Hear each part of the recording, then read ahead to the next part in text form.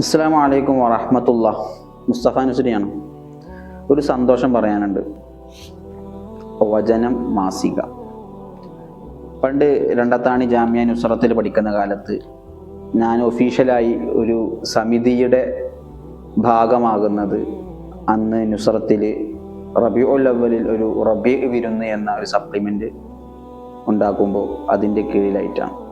അന്ന് തന്നെ മനസ്സിൽ താലോലിച്ചിരുന്നൊരാഗ്രഹമായിരുന്നു ഓരോ മാസവും ഇങ്ങനെ ഒരു സപ്ലിമെൻ്റ് പൊതുജനങ്ങളിലേക്ക് എത്തിച്ച് നല്ല മെസ്സേജുകൾ കൊടുത്ത് നല്ല ആശയങ്ങൾ അവർക്ക് കൈമാറുന്ന ഒരു മാസികയോ അല്ലെങ്കിൽ അതുപോലൊരു സപ്ലിമെൻറ്റോ പുറത്തിറക്കണമെന്നത് എൻ്റെ ഒരു ആഗ്രഹമായിരുന്നു.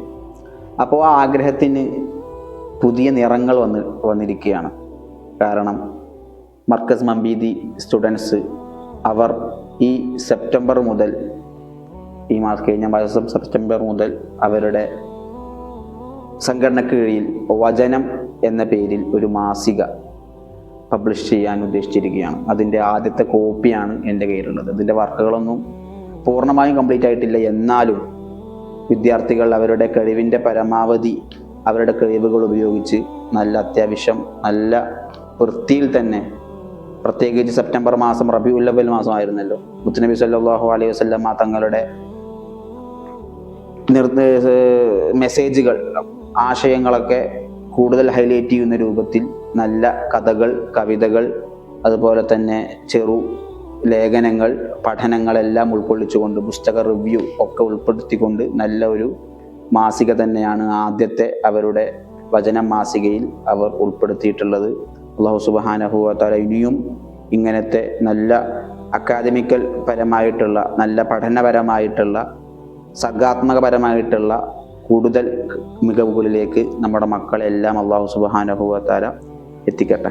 ഈ മാസികയുടെ ഏറ്റവും വലിയ പ്രത്യേകത എന്താണെന്ന് ചോദിച്ചാൽ, സാധാരണ നമ്മുടെ സ്ഥാപനങ്ങളിലൊക്കെ ജസ്റ്റ് മാസിക ഒന്ന് പബ്ലിഷ് ചെയ്യും, ഏതെങ്കിലും ഒരാൾ വന്ന് സ്വീകരിക്കും, എന്തെങ്കിലും സംഭാവന കൊടുക്കും, അത് എവിടെയെങ്കിലും വയ്ക്കും, പോകും, അങ്ങനെയായിരുന്നു. പക്ഷേ നമ്മുടെ വിദ്യാർത്ഥികൾ വളരെ ഇതിലേക്ക് ഇറങ്ങി തിരിച്ചു എന്നതിൻ്റെ ഏറ്റവും വലിയ അടയാളമാണ് ഈ മാസികക്ക് ഒരുപാട് വരിക്കാർ, അഥവാ ഡിജിറ്റൽ മാസിക ആയതുകൊണ്ട് തന്നെ നമുക്ക് പ്രിൻ്റ് എടുത്ത് അതിൻ്റെ സാധനങ്ങൾ കൈമാറാൻ കഴിയും. അതുകൊണ്ട് തന്നെ ഒരുപാട് വരിക്കാർ ഈ മാസികക്ക് നിലവിൽ മമ്പീദി ഗ്രാമത്ത് ചുറ്റുഭാഗത്തായിട്ട്, സ്ഥാപനത്തിൻ്റെ ചുറ്റുഭാഗത്തായിട്ടും ഉണ്ട്. അതുകൊണ്ട് തന്നെ വചനം മാസികയിലൂടെ വലിയ മെസ്സേജുകൾ, കുട്ടികളുടെ കഴിവുകൾ വികസിപ്പിക്കുന്നത് കൂടെ തന്നെ നല്ല ആശയങ്ങളൊക്കെ നാടുകളിലേക്ക്, നാട്ടുകാരിലേക്ക്, അവരുടെ ഹൃദയങ്ങളിലേക്ക് കൈമാറാനും നമുക്ക് സാധിക്കുന്നു.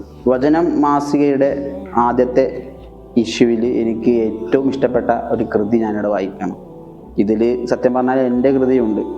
തിരുനബി എന്ന കുടുംബനാഥൻ എന്ന ടോപ്പിക്കിൽ ഞാൻ എഴുതിയ ഒരു ലേഖനം ഇതിലുണ്ട്. ഒരുപാട് വിദ്യാർത്ഥികൾ എഴുതിയ ഒരുപാട് കൃതികളുണ്ട്. അതിൽ എനിക്ക് ഏറ്റവും ഇഷ്ടപ്പെട്ട ഒരു കവിത ഞാനിവിടെ വായിക്കാം. അഷ്ഫാഖ് അബ്ബാസ് എന്ന നമ്മളുടെ ഒരു കുട്ടി എഴുതിയ കവിതയാണ്. കവിതയുടെ പേര് ജമ്മിലൂനി. മുത്തുനബി സല്ലല്ലാഹു അലൈഹി വസല്ലം തങ്ങൾ ആ വഹയിൻ്റെ ഘട്ടത്തിൽ ഖദീജ ബീവിയുടെ അടുത്ത് എന്ന് പറഞ്ഞ ആ സംഭവമാണ്. കവിത വായിക്കാം.